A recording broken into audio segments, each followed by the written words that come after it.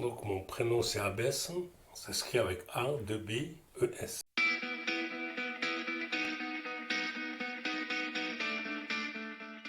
Je suis quelqu'un qui est sociable et qui est ouvert à la discussion, à toutes les discussions. Je suis algérien et français. Donc ma nationalité de naissance c'est français. Après algérien, après français. Moi, je suis musulman pratiquant. C'est vrai, je pratique. Je fais ma pratique chez moi. Je fais la pratique dans un lieu. Ici en France, la République garantit la liberté du culte. Voilà. Donc, je veux pratiquer mon culte dans le respect. La religion, ça se pratique, c'est vrai, dans un cadre familial, privé, mais pas de trucs ou de haine ou de trucs comme ça. Non. L'islam, moi, ma religion, c'est pas une religion, un truc de haine. Voilà. C'est une religion de paix et d'amour. Fin 2012, j'ai arrêté de fumer. Et même de boire. Voilà. C'était pas un grand buveur, non. J'ai fumé, j'étais jeune, j'ai fumé beaucoup d'années. Déjà, la cigarette, ça m'a fait. J'ai une BBCO à cause de ça. Bronchite, les broches. Et l'alcool, c'est pareil. Hein. L'alcool, parce que je conduis et petit à petit, bon, j'ai dit, écoute, c'est mon métier, moi, il faut pas que j'arrête. Et après, par religion, pareil aussi. Hein. Donc, ça fait beaucoup de choses, voilà. Et je me sens bien. Et j'ai arrêté aussi les jeux, comme on dit, j'étais un addict aux jeux. J'étais un terfus, j'étais un joueur tout. Hein. J'allais dans les casinos. C'est vraiment un fléau, un truc où tu peux dire, il fait très très très très mal. Mais pour arrêter ça, c'est vrai que c'est la volonté, mais il faut avoir une sacrée volonté. Hein. La cigarette, c'est pas le patch. Hein. Tu mets un patch, tu veux l'acheter, tu vas le mettre. Non. La cigarette, c'est dans la tête. Tu dis, écoute, ça, cette case-là, je vais l'enlever. C'est fini. Je ne fume plus. Les jeux, pareil. Je ne dépenserai pas un sou. Parce que les jeux, ça te procure peut-être un bien. Et comme on dit, le mal qu'il fait, il est plus fort que le bien qu'il te procure. Après, tu as des conséquences quand tu joues. Tu es père de foyer, tu as une responsabilité. Il y a un trou, il y a beaucoup. Ça, tu vois que des malheurs. Mais les gens, ils sont embourbés là-dedans. C'est pas facile de s'en sortir. Hein. Le jeu, si tu gagnes, c'est là que tu étais pris. Si tu gagnes pas, par exemple, tu vas jouer, tu ne gagnes pas, tu vas pas recommencer. Mais quand tu gagnes, tu dis tiens, c'est facile. Ça, je peux retourner, je peux encore gagner. Cette excitation là, après que tu gagnes et tout ça là. Mais après, en vérité, tu gagnes pas. Hein. C'est là que tu as scellé ton sort hein, quand tu gagnes. Hein. C'est là que tu as scellé ton sort. Parce que tu dis, oh, je peux me refaire, hein, j'ai gagné. Allez, hop, je peux me refaire. Ah, j'ai perdu ça, je vais me rattraper ce que j'ai perdu. Après, même si tu as des économies, hein, il y a des gens, là, ils font des crédits, revolving, ils font des prêts partout, là, en cachette et tout ça. Là. Après, ça fait des divorces. Parce qu'après, tu es pris. Tu ne calcules plus. Tu n'as plus la notion de la valeur de l'argent. Non, tu n'as pas ça. Tu te dis, c'est bon, ce que j'ai perdu, je veux rattraper. Non, tu ne rattrapes rien du tout. Ça fait beaucoup de dégâts dans les familles. Et c'est qui joue? C'est les pauvres qui jouent, hein. C'est pas les riches. Hein. Eh oui. Moi, j'étais pas resté trop longtemps, hein, franchement. Peut-être, allez, on va dire, 5 6 ans. 5 6 ans, ouais. 5 6 ans, vraiment dans la merde. Excuse-moi. Voilà. C'est un travail aussi. Hein. Après, tu as aussi des personnes qui peuvent t'aider. Ils t'aident pas financièrement, ils t'aident psychologiquement à t'en sortir. Hein. Ouais. Alors, moi, j'ai pas eu de dégâts. C'est-à-dire que ça m'a pas fait des dégâts. Je me suis pris à temps. Ça, c'est un point noir que j'ai. Et ça, moi, comme on dit, alhamdoulilah, je me suis en sorti. Je m'énerve facilement. Voilà. Mais après, je me reprends. C'est ça. C'est-à-dire que je m'énerve. Et quand je parle, c'est vrai, j'ai une voix qui est haute. Les gens, ils ont tendance je suis énervé contre eux, mais c'est juste la voix qui est haute. Mais au fond de moi, je ne suis pas énervé. Mais ça donne l'impression que je suis énervé contre eux. Et ça m'arrive souvent tout au long de ma vie, et donc j'ai compris. Des fois, c'est vrai que je suis impulsif.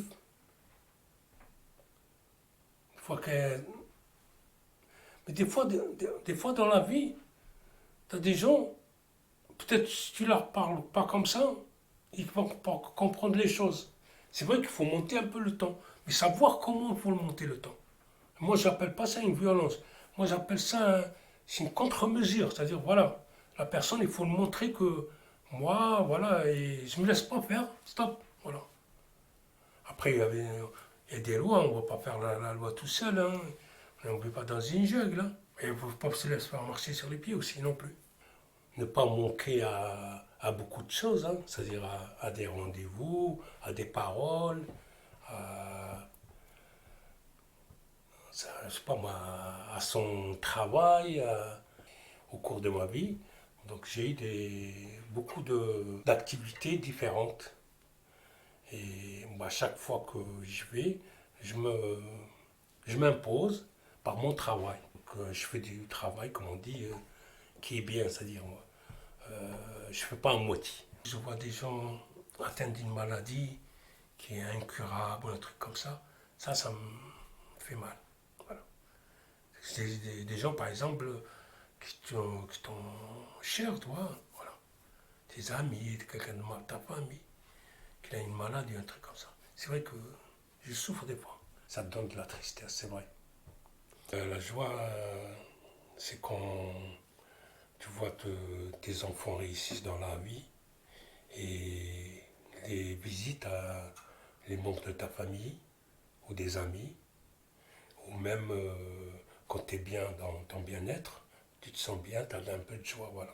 Des fois quand je pars en vacances en Algérie, donc j'offre beaucoup de choses aux gens, ça leur fait plaisir, à des orphelins ou à des gens comme ça. Donc je vois là le sourire des enfants ou des trucs de la famille et ça me fait vraiment plaisir. Avec les moyens qu'on peut, voilà ça. Donc après, tu sais, les gens quand tu leur offres un truc ou qu'il a besoin de quelque chose, ça se voit sur son visage. Alors là, ça me reflète sur le mien, voilà, je vois que je suis comblé, ça, je ressens une joie. Le sport, la littérature aussi, beaucoup, le voyage, culture générale, c'est ça qui me passionne. La politique aussi.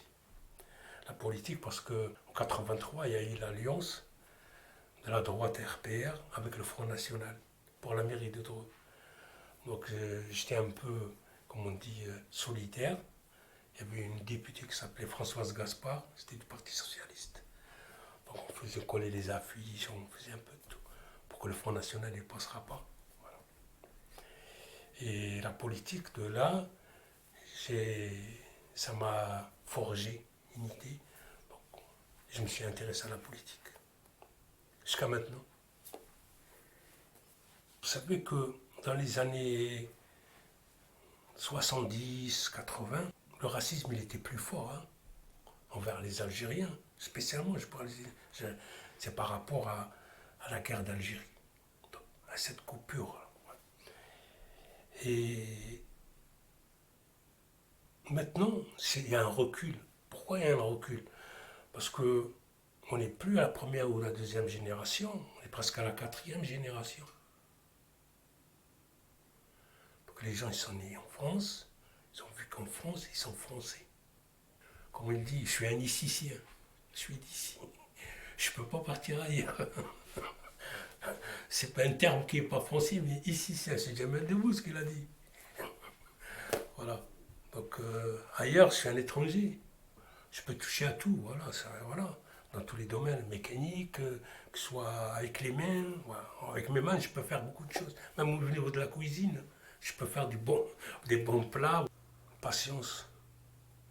J'encaisse beaucoup de choses et c'est vrai que, c'est-à-dire, c'est pas que j'accumule, moi je ressens, hein, parce que sinon après ça, comment on dit, la cocotte minute, elle va exploser. Non, moi j'encaisse, après je évacue. Voilà. C'est ça ma force. Après, comme ça me donne la force de repartir.